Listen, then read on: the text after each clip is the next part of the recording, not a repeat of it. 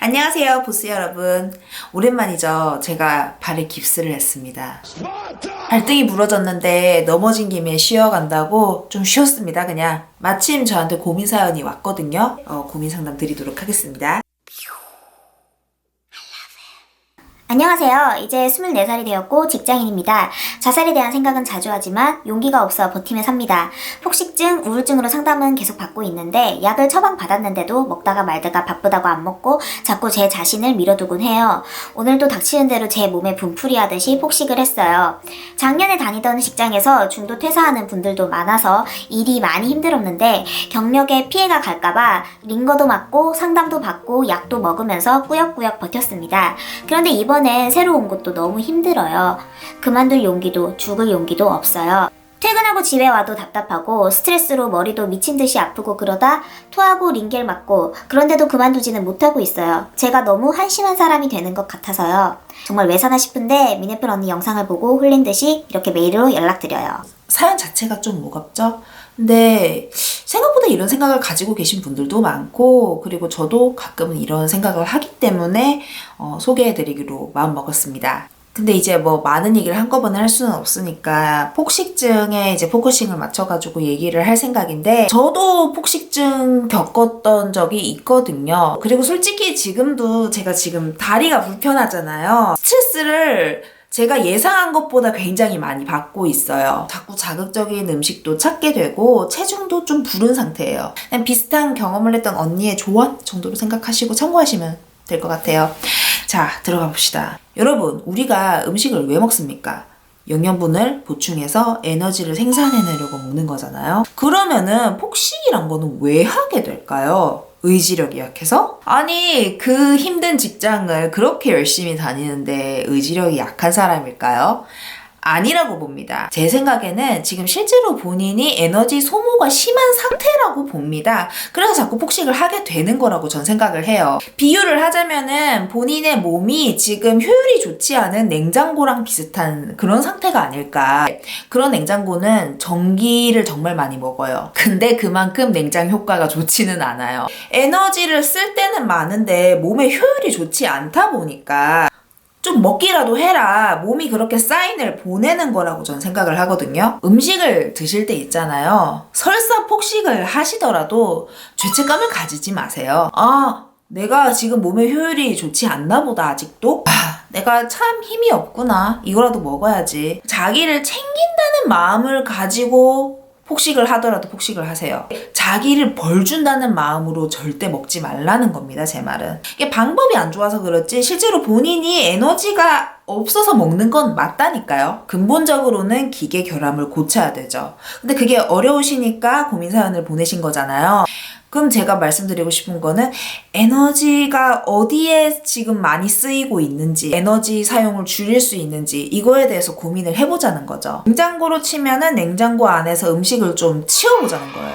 제가 보기에 우리 사연자가 에너지 소모가 심한 곳이 첫 번째는 직장 생활이고 두 번째는 본인의 감정 소모입니다. 직장 생활에 대해서 말씀을 하실 때 제가 느껴지는 거는 참고 견디는 부분이 많다고 느껴지거든요. 아니, 직장 동료들이 연달아서 많이 관뒀다고 했잖아요.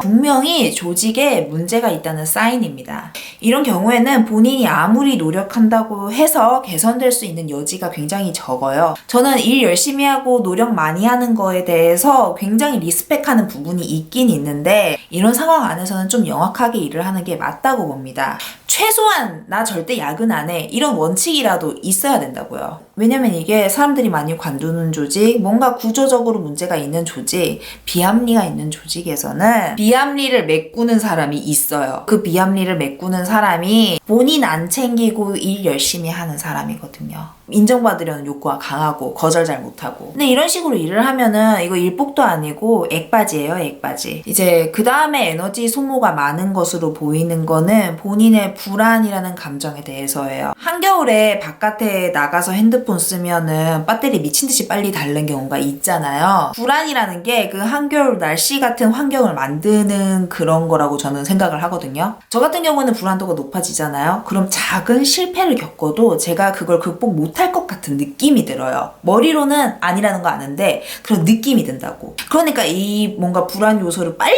해결해야 될 것 같은 느낌이 들고 더 문제에 집중하게 되고 이게 객관적으로 보이지는 않으니까 문제가 또 잘 풀리진 않아. 이 악순환이 계속 되더라고요. 그러다 보니 기진맥진해지고 그러다 보니 폭식하고 그러다 보니 또 자책하고 자, 이제 제가 에너지가 많이 나가고 있는 요소에 대해서 말씀을 드렸잖아요. 제 나름대로 구체적인 해결책을 만들어 봤어요. 한번 참고를 해보세요. 일단 눈 딱 감고 3, 4일 연달아 쉬셨으면 좋겠어요. 금요일이랑 월요일 연차 같이 내면은 가능하잖아요. 고작 그걸로 평판 나빠지거나 하지 않거든요. 쉬실 때 그냥 늘어져 있지 마시고 그냥 늘어져 있으면 내나 고민 계속하고 있거든요. 그러면 그것 때문에 또 번아웃이 와요. 좀 성가시더라도 부모님 아니면 진짜 믿을 만한 친구 아니면 본인이랑 비슷한 고민을 가지고 있는 어떤 사람 뭐 어떻게든 만나서 합숙을 해. 그래서 삼시세끼를 같이 먹어요.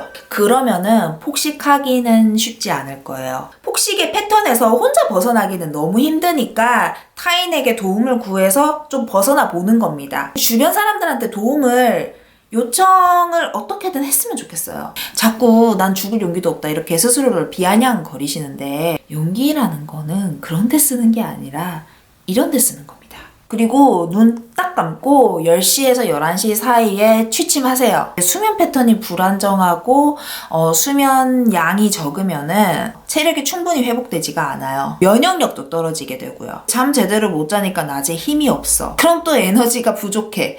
폭식을 해. 폭식하고 나면 또 몸이 그걸 소화하는데 또 에너지를 써. 그러다 보면 또 피곤하고 뇌 혈류는 이제 떨어지니까 또 일 집중도 하기 힘들고 일의 능률이 안 오르니까 또 좌절감 들 테고 악순환이 계속 되는 거거든요. 일단 누우세요. 누워서 자려고 노력하세요. 어떻게든. 그렇다고 술 마시고 자면 안 되고요. 그리고 마지막으로 추천을 드리고 싶은 거는 연애를 하시거나 아니면은 뭐 동식물 같은 걸 키워보시면 좋을 것 같아요. 첫 번째로는 연인이나 동식물 이런 게 주는 애정, 힐링이 좀 괜찮은 에너지원이 될 것 같고요. 그리고 좀 책임질 게 생기잖아요. 그러면 좀 중심이 서는 효과가 전 있다고 생각해요. 그러다 보면 견딜 수 있는 게 좀 많아져. 제가 몇 년 전에 고양이가 너무 키우고 싶었어요.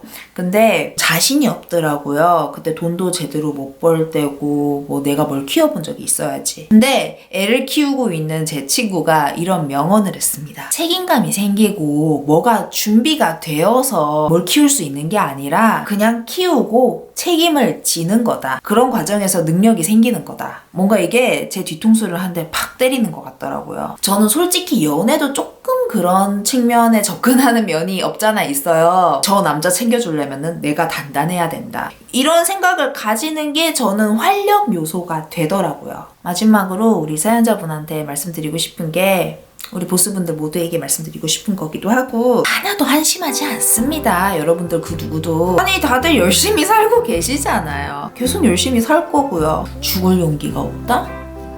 원래 용기는 그런 데 쓰는 게 아니기 때문에 죽을 용기가 없는 거예요. 그러니까 같이 버텨보도록 합시다. 버텨봐요. 네, 감사합니다. 미네플이었습니다.